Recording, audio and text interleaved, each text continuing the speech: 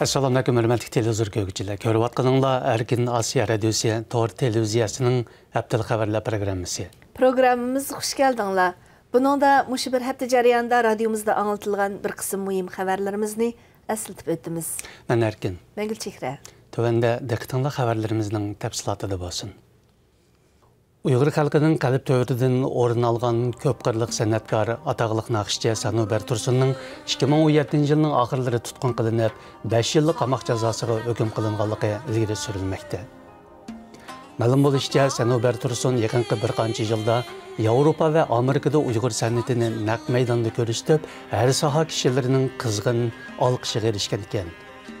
Sanober Tursun bilen uzun yıllardan bu yan kəsbi dostluq münasibətində olub gələn Əngililik müzikşünas Rachel Xariz xanım Sanober Tursundak Uyghur sənətinin yarqın bir simvolunun tutqun qılınışı Xitay hökumətinin Uyghur mədəniyyətini yox qılıb etiş niyetinin aşkarı ifadəsi dedi.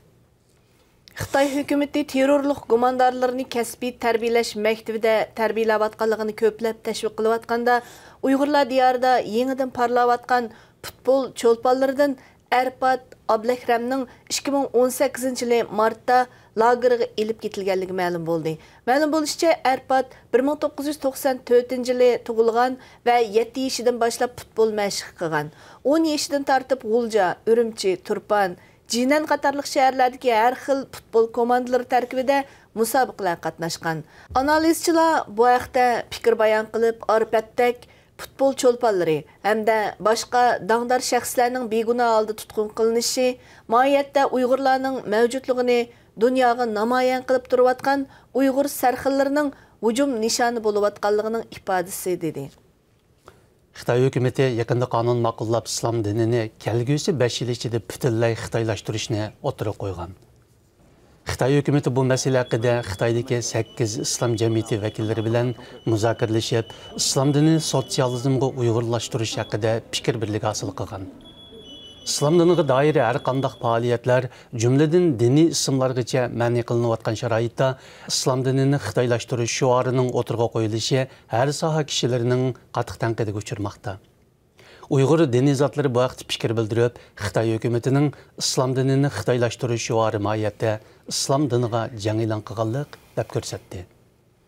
15 dekabrda ay yulduzluq bayraqlarni ko'targanicha İstanbuldan piyoda yo'lga chiqib, poytaxt Anqaraga mang'an Uyg'ur erkinlik marshi guruhisidagi Uyg'urlar 3 yanvar kuni Anqaraga yaqin kelganda Türk saqchilari ularni to'sib oldi.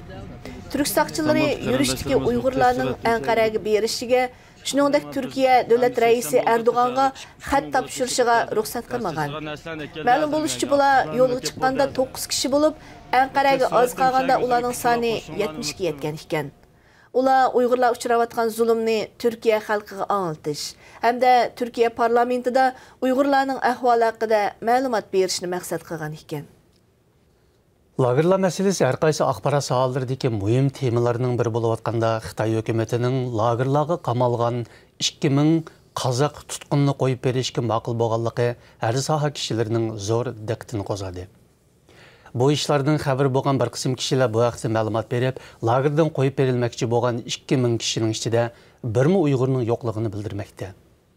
Analizchilar bu haqda fikir bildirib, bu Xitoyning lagerlarni taqash qaroriga kelganligining ifodasi emas. Aksincha, Xitoy Qozog'iston munosabatlaridagi o'zaro manfaat yetkazishning ehtiyoji dedi.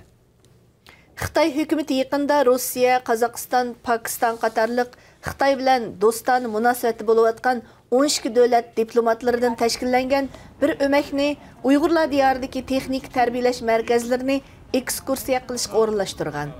Bu vəkillər özləri bağlan mərkəzlərdə Uyğur yaşlarının hər xil texnikalarını öyrəniyotganlığını, ularning özləri tələb qilib, bu joyga ideyasındakı əsəbilikni tugutishga kelganligini anglagan.